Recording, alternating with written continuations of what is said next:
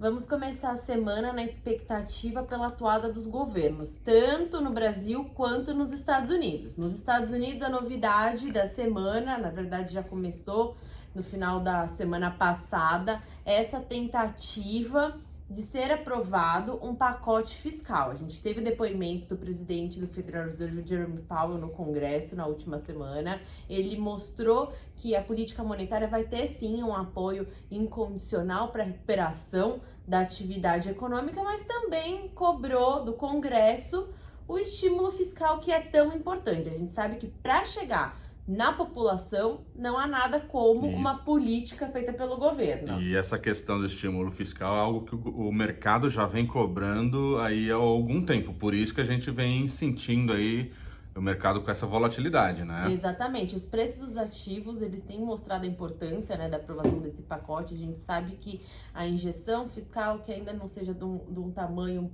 relevante, ele tem a sua importância porque vai direto na veia do consumo.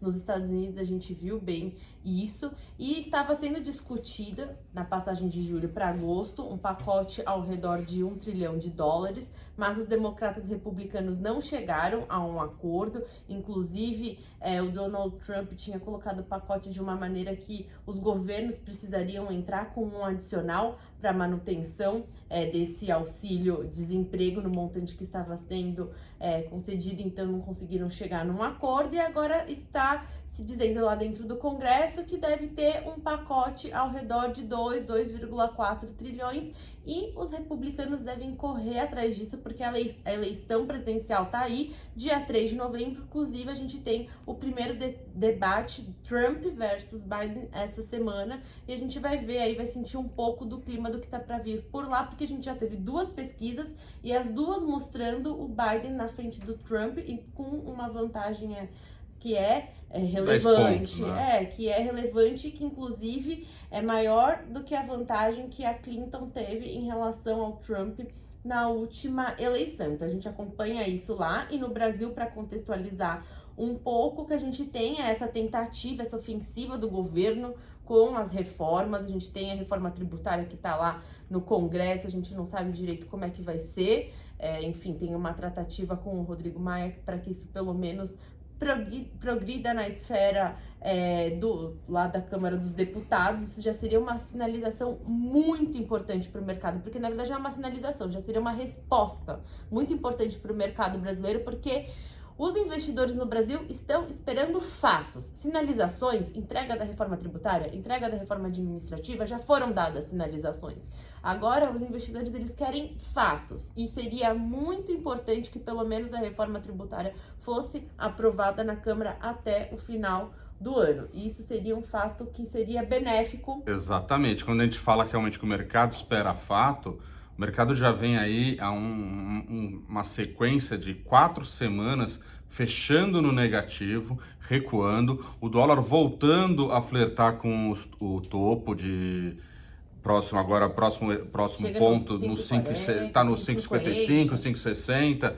Então é exatamente como você falou, né, cara? A sinalização foi dada. Agora o mercado quer efetivamente ver acontecer, ver sair do papel desse chove no molha, vai e volta. Então o mercado agora está realmente esperando que dê o start. Para conseguir sustentar essa recuperação. Exatamente. Porque a gente fica cambaleando, quando a gente fala que o Ibovespa segue na lateralidade, é porque falta algo para conseguir se sustentar essa recuperação. As empresas, o Moliterno comenta semana após semana que tem empresas boas, tem papéis que estão descontados. Quando a gente olha para o case da empresa, tem fundamento para esse papel subir, só que quando a gente olha na esfera macro, para o ambiente institucional no Brasil, isso é muito ruim. E para o investidor estrangeiro, ele segue nessa retirada de recursos aqui no Brasil por conta de toda essa instabilidade política e pela falta de progresso. Então, o que vai acontecer essa semana e que os investidores devem acompanhar é a tratativa em relação às reformas econômicas. Então, já falei da reforma tributária, que deve ter aí alguma negociação para conseguir se andar. A gente sabe que o Rodrigo Maia era a favor da PEC 45, que é a do Baleia Rossi, que estava tramitando dentro da Câmara dos Deputados. a reforma tributária que foi enviada pelo governo, aquele texto, quando a gente viu todo aquele teatro, o mercado ficou super feliz que a gente tinha o Alcolumbre, o Maia, o Guedes, todo mundo junto ali. Esse texto ele está em discussão numa comissão especial. A gente já comentou que a questão não é nem executivo-legislativo, tem outra esfera que é super importante nesse debate aqui, são os executivos, né, os empresários. A gente sabe que tem setor que está desagradado, então eles estão nessa fase de debates dessa reforma. A reforma administrativa a gente não tem, já expliquei na semana passada, nem as constituições, que é uma pré-etapa de ser enviada para a Câmara dos Deputados essa reforma, então isso ainda nem foi instaurado. E no caso, o que o governo deve tentar tratar essa semana é o Pacto Federativo, onde ele deve tentar inserir aí já nessa reforma, porque o governo tem essa mania de tentar mandar uma reforma com vários penduricalhos.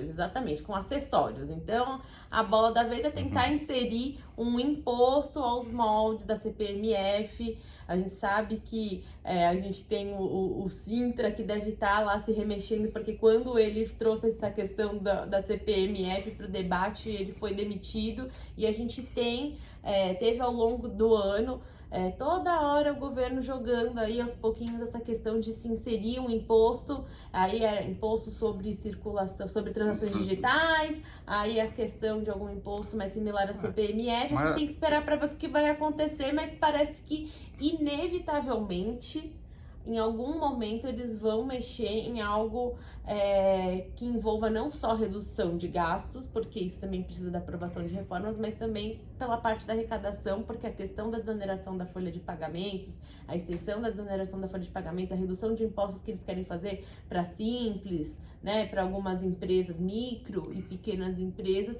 eles precisam ter uma compensação. Então é nisso que os investidores vão ficar de olho no Brasil. Exatamente. E olhando um pouquinho, falando um pouquinho das empresas aqui no Brasil, o que a gente tem aí para ficar de olho essa semana que pode impactar ainda mais que toda essa parte macro? Ficar de olho aí no STF, onde o Fux deve estar pautando aí a questão de ter que levar ao Congresso para solicitação para vendas fracionadas de participações de empresas estatais. Aí se remete especificamente às refinarias da Petrobras. Então acho que isso daí tem que ficar de olho. É uma sinalização ruim cada vez que o governo vem e interfere na política da empresa. Então esse é mais um ruído que se traz aí ao mercado, né?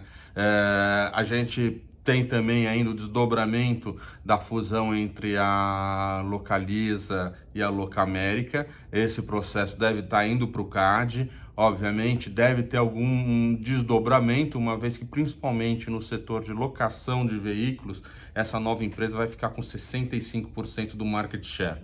Provavelmente, o CAD deve vir com alguma restrição em cima disso daí, e talvez a Movida, que é a segunda maior, pode se beneficiar nesse sentido. E falando um pouquinho aí dos IPOs, né, os que foram e os que estão por vir, a gente vem sentindo que o mercado ele está mais seletivo quanto aos IPOs, né?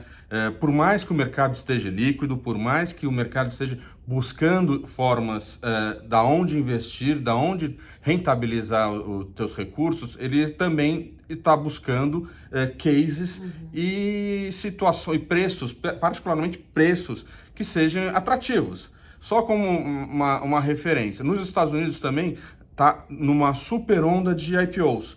Só que em média lá, as empresas que abriram capital têm subido mais de 20%. Enquanto aqui, em média, as empresas nossas que abriram capital, nos primeiros dias, elas têm caído. Então, é justamente essa descompensação. Parece o quê? Parece que aqui, quando uma empresa vem a mercado, né? Logicamente, não estou falando que a empresa decide do dia para a noite. Ela tem todo um trabalho de preparação. Mas empresas e os bankers, na hora de formular questão preço, estão talvez sendo um pouco mais empresa e um pouco menos mercado. E o mercado já vem sentindo isso. A gente já percebeu que 3 ofertas tiveram que ter seu preço reduzido para sair, outras foram canceladas.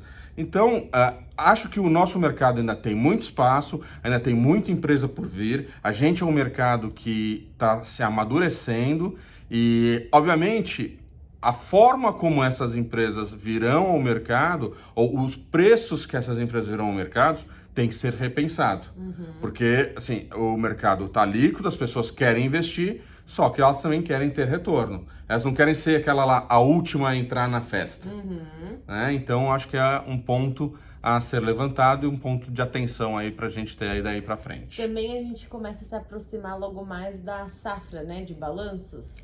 A safra de balanço, a partir do mês que vem, já vamos começar a olhar aí o terceiro trimestre. E o setor de bancos, você acredita que pode trazer aí alguma surpresa positiva? Como que esse setor está performando? Não, eu acho que o setor de bancos ele é o pior setor da Bolsa, é o setor que está mais atrasado, mas recentemente teve uma decisão do Conselho Monetário Nacional onde foi muito favorável para os bancos, então eles vão poder desalavancar ou assim, reverter aqueles provisionamentos que eles fizeram, principalmente no primeiro trimestre, no segundo trimestre, onde praticamente pegou metade do lucro deles para provisões em relação ao Covid. Então isso daí deve aparecer agora no terceiro trimestre como um ponto positivo, e também a gente já conhecendo um pouco mais a Covid, os impactos, eles tendem aí a voltar a performar. Então acho que é um setor que talvez aí para o terceiro trimestre seja um setor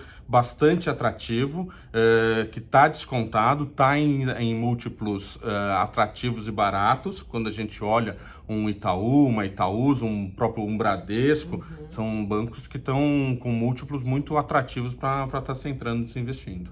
Bacana. Então vamos acompanhar aí esses desdobramentos, como que vai ser essa pauta fiscal, tanto nos Estados Unidos quanto no Brasil, porque isso pode tanto beneficiar quanto prejudicar o mercado, dependendo de como for aí Exatamente. A condução da história. Boa semana para todos. Boa semana.